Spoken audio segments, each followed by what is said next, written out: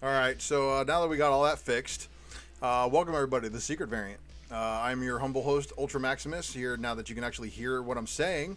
Thanks for joining. I got that guy DZ, I got Cover Lover Comics. I got to change the coloring on that too. It looks like the blue is a little bit harder to read on the red. But anyway, thank you guys for joining. Welcome to what should be a fun-filled, eventful evening. So, all right, now we got all this stuff fixed and technical glitches out the way. Let's get cracking, because I know this is what you guys want to see. So you don't want to see this, you want to see that. So we'll get that stuff on the screen. So let's get it cracking. Welcome everybody to the Secret Variant, your FOC source for the mind of Maximus, and we shall see. So where's my full screen? Boom. All right, so let's get it cracking, everybody. So as you know here, we on the Secret Variant go through the FOC sheet, but I would really appreciate if you would like the video and share the video, leave me a comment, and of course if you're not subscribed, please be sure to subscribe. Of course, if you are a comic book reader, and right now you may be coming upon spoilers, so be prepared for those. And the Secret Variant again is ready to rock. Hopefully you are too. So let's start this off with the first publisher up. We've got a Blaze. And with one of my Spec Matrix featured artists, Mirka Andolfo, doing cover A on Eros Psyche. And I guess Maria Lovett is the writer of this. So there's your cover B. And then there is your cover C by Mercado. And then there's your cover D by Sabine Rich. And then we have a 1 in 10, 1 in 20, and 1 in 30 incentive variants for those three. So it's kind of interesting. It goes ABC cover, and then for the incentives on these, it goes the opposite way. So very interesting to see. Next up, we got Action Lab, and this is the Danger Zone section. So, of course, you know this is the stuff like Vamp Blade. And then, of course, that means in the Danger Zone, you're going to have a little bit of risque stuff available. So, Vamp Blade Season 4, number 12, which is actually issue number 49. It's got this cover A and B with its risque variant, and then of course here's your cover C and your cover D with a risque variant, and then your cover E, and then your cover F, which is your risque variant for that. And then, of course, we've got Zombie Tramps ongoing number 79 with your cover A, your cover B, risque, your cover C, your cover D, risque, and then your cover E and your cover E, risque. So that's it for that section of Action Lab. But Action Lab also has, a little bit more tame entertainment. And this is Miranda and Maelstrom number 4. And then we've got Sasquatch and Love number 4. All right, and then up next, Aftershock Comics Shattering Expectations. We've got the B Quest. So this is interesting. The B Quest. What's up with the B Quest? Why the B Quest? Why isn't the A Quest? Why isn't the C Quest? Well, I don't know, but we'll have to see. But there is a 15 copy incentive up for this one for issue number 1. So be on the lookout for that one if you are into it. And sold out and going second print. Maniac of New York number 1. Red Atlantis number 5. And then that rounds up that listing. And then here we go for Ahoy Comics and your your honey badgers attack. And this dude is absolutely thrilled to be being eaten alive by honey badgers, apparently. I don't know what the deal is there, but it was so disturbing that I had to use it for the thumbnail this evening. So thank you guys for clicking on that wonderfully disgusting thumbnail from Ahoy Comics.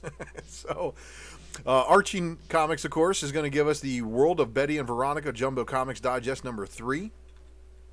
And let's see what else we've got here. Next up is Artists, Writers, and Artisans, or also known as AWA, and this is Erratic number 4.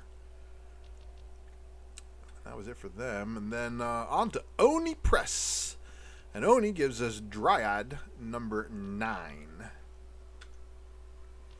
Invader Zim Quarterly, Zim's Greatest Plan number 1. And there is your cover A. And there will be a cover B for this one as well. No other variants listed as far as I could see. However, Savage, which, if I'm right, this is basically what happens when you want a character like Turok in your universe, but you don't have the rights to the name Turok. So that's what actually this is. But Savage apparently likes to make fun of the Sauvage, I believe it is, perfume or cologne or whatever. So there you go. Cologne variants. I don't know if that's the future, but there's one of them. And then, of course, the issue 2 is going to have a cover C pre-order bundled. That one you can get by pre-ordering through your local comic shop, your pull list, your pull box, your drunken pull box, your online subscription, whatever. Vault Comics, Hollow Heart number 2. And there's your cover A by Tucker. There's your cover B by Hickman. And then we've got I Walk with Monsters number 4, cover A. And your cover B. Boom Studios, drop in Abbott 1973, cover A, Tenfold. Cover B by Allen. And your 25 copy incentive by Danny. And then there's a cover D, which is your unlockable variant, and you would want to speak to your store on your FOC about that unlockable variant because it's probably a 1 per store. And I don't know how the qualifications are for that one, so. All right, up next, Expanse number 404. So if you are a fan of the TV series, let me know how this miniseries is. I tried watching a couple of the episodes, but again, I got such a long watch list. But prioritize. If you can tell me a good reason why I should be watching The Expanse, let me know in the comments below. And of course, Expanse number 404, cover C, is your 10 copy incentive. And then here's your 25 copy incentive, which is your sketch variant. The Jim Henson's Storytellers, Tricksters number 1. It's got a cover A by Peach Momoko. And that is a weird looking spider. And then we have cover B by Pendergrast. And then cover C, which is a blank sketch variant. And then we've got a 25 copy incentive by Momoko. Orcs number 2. There is your cover A by Larson. There is your cover B by Boo. And then here is your 10 copy incentive by, once again, Merca and Dolfo. Origins number 5 of 6. There is your cover A. And then there is your 10 copy incentive variant. And that rounds out the Boom. And then here comes the Dark Horse. So under Dark Horse, we've got Critical Role, Tales of Exandria, number 1 of 4. Orphan and 5 Beasts, number 1 of 4. The Young Hellboy, Hidden Land, number 2 of 4. and then there cover B for that young Hellboy. I don't recall seeing any incentives listed for that one. Now, under the Dynamite listings, however, there's a bunch of incentives, and I did not take the time to copy and paste 400 different versions of these covers. But let's just say this. They're all derived, from the same cover here. So if you are a Vampirilla collector and you are looking for the 1 in 30, the 1 in 31, the 1 in 35, the 1 in 50, the 1 in 45, the 1 in 47, all the different incentive variants that they have, please check with your LCS before final order cutoff tomorrow. But here's going to be your basic artwork that you get to choose from. You got a cover A by Lee, you've got a cover B by Linsner, and then you've got a cover C by Lau. And then you've got a cover D, which does not have artwork, release bet by Yoon. And then you've got a Ramirez cosplay. And then you've got a limited version cover from Jay Lee. And then you got the same limited version cover from Linzer. And then, of course, the Yoon is going to have a limited version as well. Now, there's going to be a bunch of different line variants and color variants and zombified variants and all sorts of other things. And guys, just in the sake of doing a show in a reasonable amount of time, I gotta just direct you to check with your LCS about those. Now, I will cover those books when they get released on the presser, but yeah, there's a metric ton of them. Now, DC, of course, is the black sheep of the list. They don't like to do anything like the other guys do. So their FOC actually is today. So we're a week ahead, and I'm showing you guys the stuff on this FOC list that is actually due to retailers by next Sunday. So this should give you a fantastic amount of time to check in on anything that you may want. So first up and foremost, what do we have here? We've obviously got a Superboy taking over the mantle of Superman, it looks like, because that looks like a John Kent Superman, reminiscent there. But we'll see what's going on in the book here. And this is again your Tedesco variant. Great looking cover. And then of course Batman Superman number 16. And then you got your Greg Smallwood variant. And then Detective Comics number 1034. There's your cover A by Dan Mora. And then there is your Lee Bermeo variant, your card stock. And then with the return to her own title and a new number 1, expect a ton of store variants to probably also be accompanying this one. But Harley Quinn is back. And then, of course, that was your cover A. And then this is your Derek Chu cardstock variant. And yet they also have this. Now, this is very similar to the Mark Brooks variant where it's basically a qualifier. You have to order a minimum of 250 in order to be able to even order this book. So it's going to be probably shared between stores, but there's also going to be a cardstock variant. And good luck to you guys who are after these new qualifier variants from DC. Very interesting marketing move from them. Pardon me while I sip my drink. Other history of the DC Universe number 3. There's your cover A by Giuseppe Camuncoli, and I probably bastardized that one, and my apologies for that one. But what's really funny is Lunar didn't have this one listed on their site and had to go to previews in order to find it, which is very interesting when you have to go to previews to find something that should be on Lunar's site. But this is the Other History of the DC Universe number 3 of 5. All right, so here we have the Strange Adventures number 9 of 12. There's your cover A, and then there is your cover B. And then your Teen Titans Academy number 1, your cover A by Rafa Sandoval. And then your cover B. It said Campbell, but I don't know which Campbell, whether it's Jamal. It's probably not Jeff Scott Campbell, but that would be wild if Jeff Scott Campbell actually ends up doing a variant for that one. IDW, we got Chained to the Grave, number 2 of 5, and there will be a 10-copy incentive for that one, but no cover B. So I guess this is your cover B if you count that. This one, G.I. Joe Real American Hero number 280, your cover A, sure, but this one's much, much better. And then this one right here is not Jeff Scott Campbell, although this guy is totally channeling that Campbell for this incentive here. But this is your 10-copy incentive, and of course, there's a lot of people out there that are calling for Kat Dennings to play Baroness, so I don't know if we should continue to start that rumor here at the Raw Report.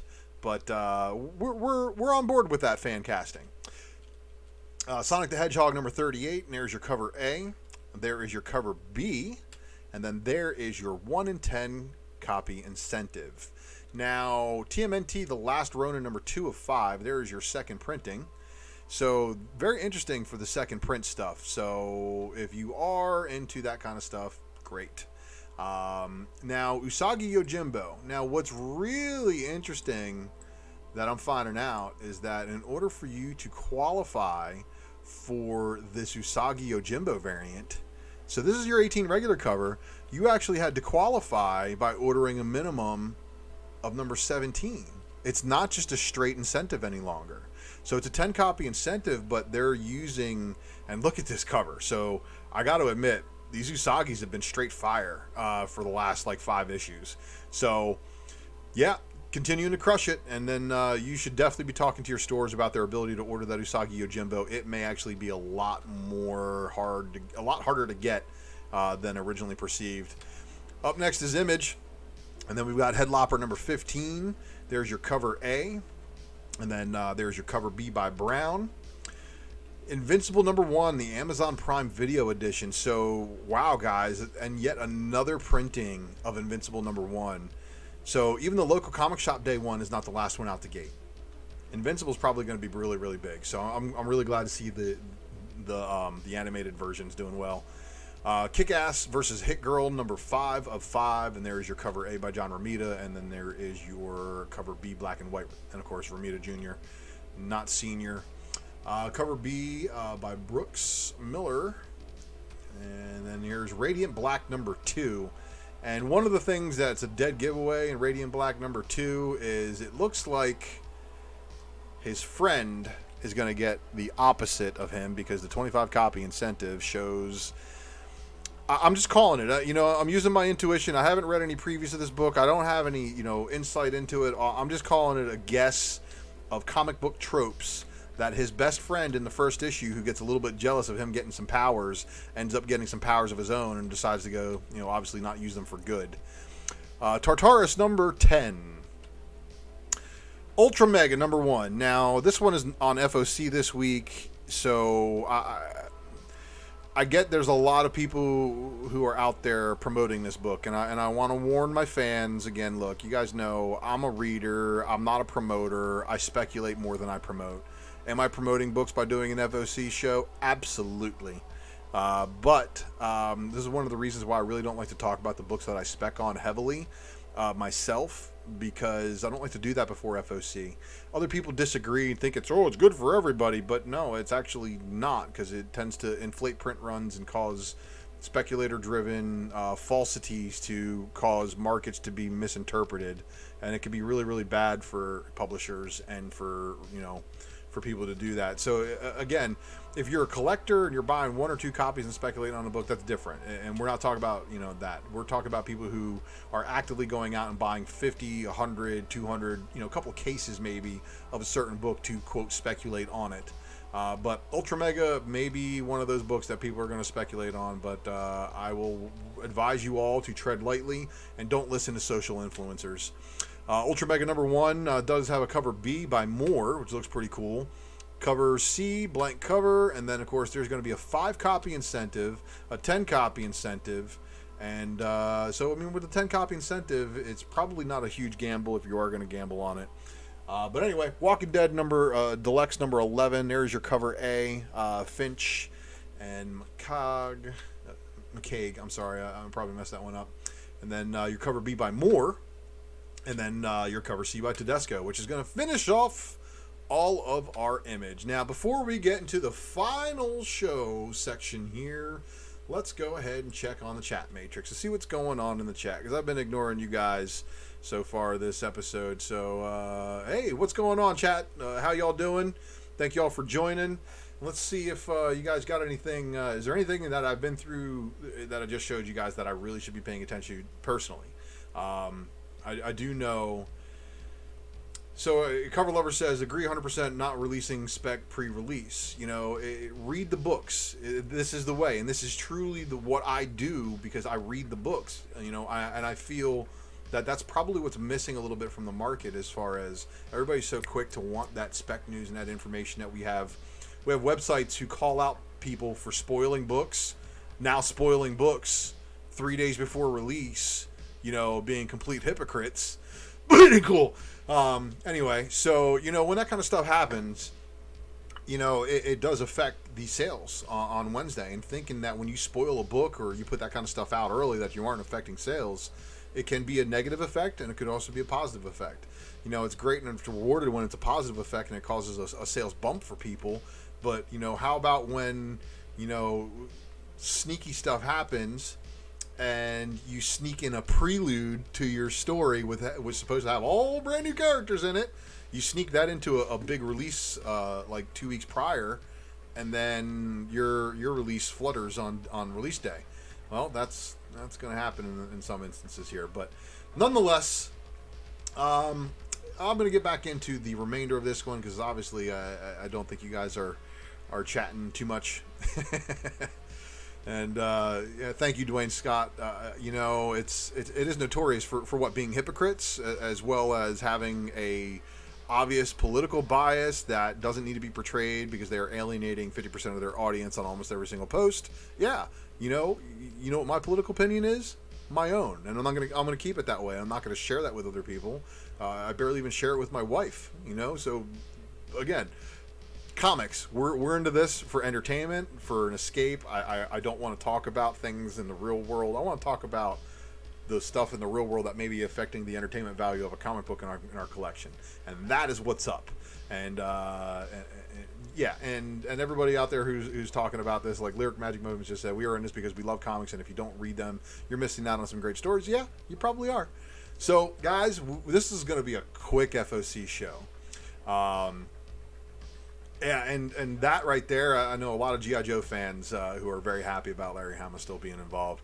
But guys, let's crush this last little remainder, and then I'll get back to the chat and see what's going on. But boom.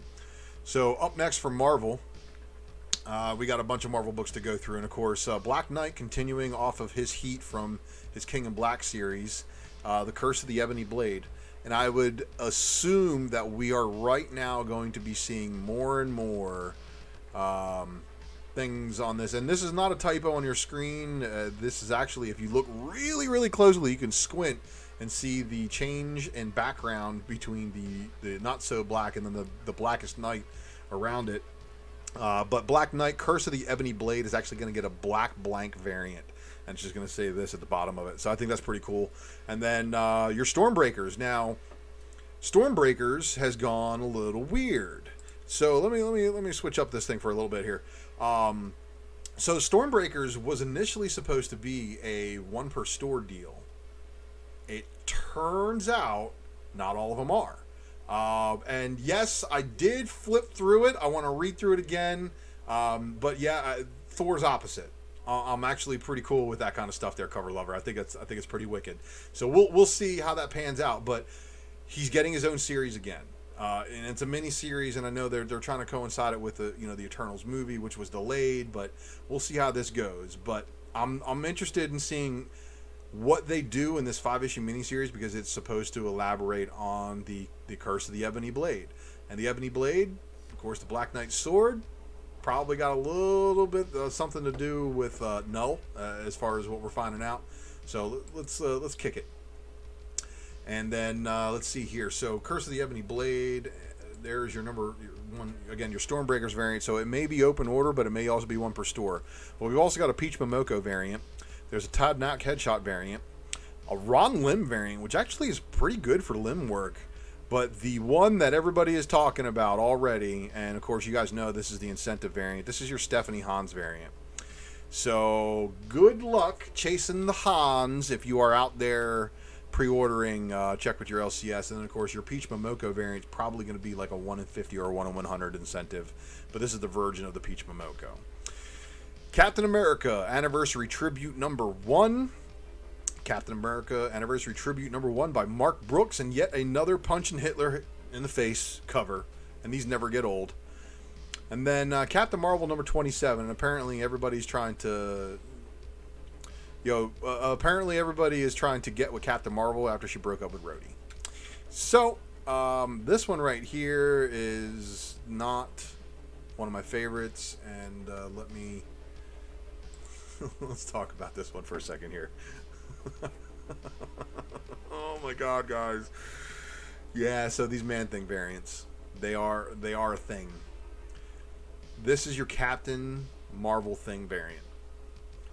I don't know how well this is going to do. I don't really think they're going to do very well myself, but if you're into collecting this, here you go. You know what? I'm just going to finish out the rest of the show so this way I can actually, you guys can see my mug while I talk about it. Yeah, Cherokee, I agree, man. WTF. So there is an entire month-wide line of these Man-Thing variants. The Venom one looks really, really weird because it's like Venom has a mouth at the center of his stomach, and it's like spitting up French. It's spitting up lava in a French accent. Lasai. So yeah, but it's Captain Marvel variants, and it's issue 27, so who knows? It may be good for her, it may not be. However, the rest of the covers do redeem themselves with the Stephanie Hans variant, thankfully. So it's not like the super end of the world when it comes to this. But yeah, it's pretty gnarly looking. Champions number 5. And I have high hopes for this series. I hope it's doing well, but I didn't see any variants listed other than this one right here. So yeah, they're, again, another Man-Thing variant. As I said, I try to forewarn you. You know, cover lover, you know, a lot of people would probably agree with you there. But I would say this. I would say that the Man-Thing, as the guardian of the nexus of all realities, actually has a way better backstory and a way cooler kind of responsibility in the universe than Swamp Thing does. But they are the parallel to each other. They truly are. And I'm pretty sure it's like one of those things that Marvel invented Man-Thing to complement Swamp Thing. So, who knows? Who knows? But Man-Thing variant on Ms. Marvel, not for me. Iron Fist, Heart of the Dragon, number 3. And there is your Verege variant. This one looks cool. I do think it looks cool because it's but it's no Alex Ross. I mean, let's just be honest. So what we have here is the Iron Man number 7 Alex Ross variant, and from some people in some circles telling me there might be something that goes down in this issue, but check this out. Jenny Bartel continuing to kill it with her colors on the Women's History Month, and I have a feeling a set of those Women's Histories variants is probably going to be something pretty cool. See, Michael Cho doing his two-tone variants. Here is your Iron Man number 7. Probably going to be a hit. I know my boy Newbie's probably going to be all about that. King in Black Spider-Man number 1. King in Black Spider-Man number 1. Liefeld's Deadpool 30th variant. And it's Deadpool versus Venom on the cover of that one.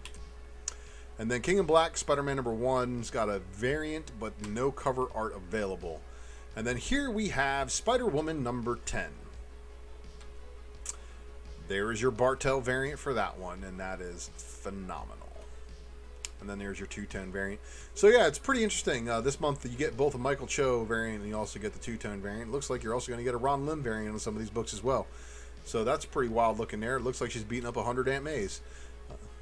Shame on you, Jessica. Anyway, Star Wars Bounty Hunters number 10.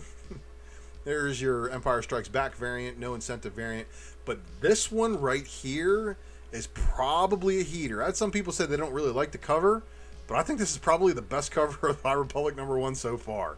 So High Republic number 1, 4th printing. Make sure you get your orders in. And also, please guys, help me. We have a little friendly, guessing game where we were playing. How many prints is High Republic number 1 going to go? I said 6, so we're almost there. So I appreciate any help you guys can give me in that. And then, of course, here's my dude Cable.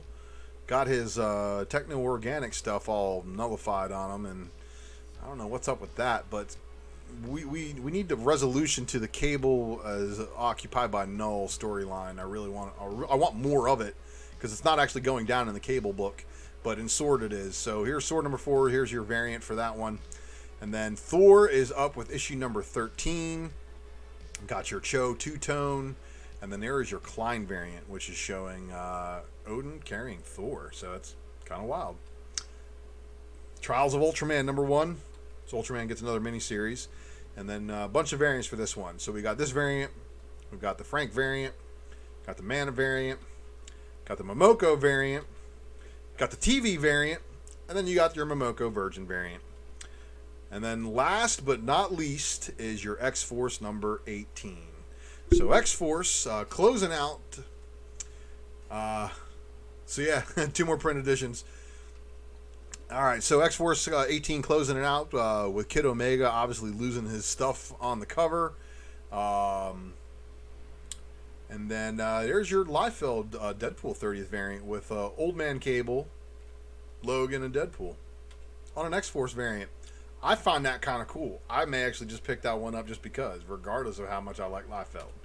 But guys, you guys know me. I'm Ultra Maximus. You guys tuned into this one. You guys sometimes will tune into my channel for this thing over here called the Speculation Matrix, which I hope you tune into. The Raw Report is this wonderful thing I like to do when I do pickups, and the secret variant is also another one of these shows that you are watching here on my show and on my channel. And guys, you pushed me over 375 subscribers, and I graciously appreciate that. I can't thank you enough. For this little underground channel, to start off doing some pickups videos, to doing a little bit more overviews, to really trying to make a thing of this. So I appreciate all the support and everybody else in the community. When I jump in your chat and I hear you guys talking me up, talking about I'm a good speculator and stuff like that, I'm just like you. I just read books. I'm not really any different. I'm not really all that special, I promise you. But I do appreciate you talking me up to that. But thank you again for the push. Let's get up to 1,000, guys, because you guys get this channel monetized. I promise you, Drunken Box 2 is going to be one of those things. But if you guys get me monetized on this channel, I'm going to start going into my personal collection, start digging up some things and putting together some boxes. So make sure you share, make sure you hit that like video for, like this video, please. And of course, you guys know, if you see me buying on eBay, please don't cancel and relist for hire, because that's like the ultimate dick move. But so far so good. Haven't had that happen yet. And I appreciate the fact that you enjoy my work, Brad. That means a lot to me, man. You can, of course, also find me on IG and FaceSpace at the U1 Tramaximus, Ultra Maximus at X Ultra Maximus X at Twitter. And of course, guys, please make sure you are subscribed over to Flipside. We're approaching 3,000 subscribers over there, and the content is getting better and better by the week. I was not able to attend the last taping of the Spec 10, but I am still trying to contribute when I can. And of course, Wednesday night, you catch me all dolled up, shirt and tie and all spiffy for the press conference that is the Wednesday night presser, where we cover all of the new releases, read through some of them, and again, I am making it my solemn swear that this Tuesday I will make it a point to read more DC releases so I can cover some on the presser this Wednesday, because I know this is what some of my friends have been asking me about. They're like, hey man, we know you read all these Marvel books because the Spec is live, but what about these DC books? And there is obviously some good DC stories that need to be told and kind of need to be shared with. So I'll be happy to do some of that. So make sure you're tuned in for that. Make sure you guys are subscribed over there. Make sure you're leaving comments too. And then, of course, for all you 18 and up, you know how we get down over there on Drunken Chat. Late night, 12:30 a.m. Saturday mornings.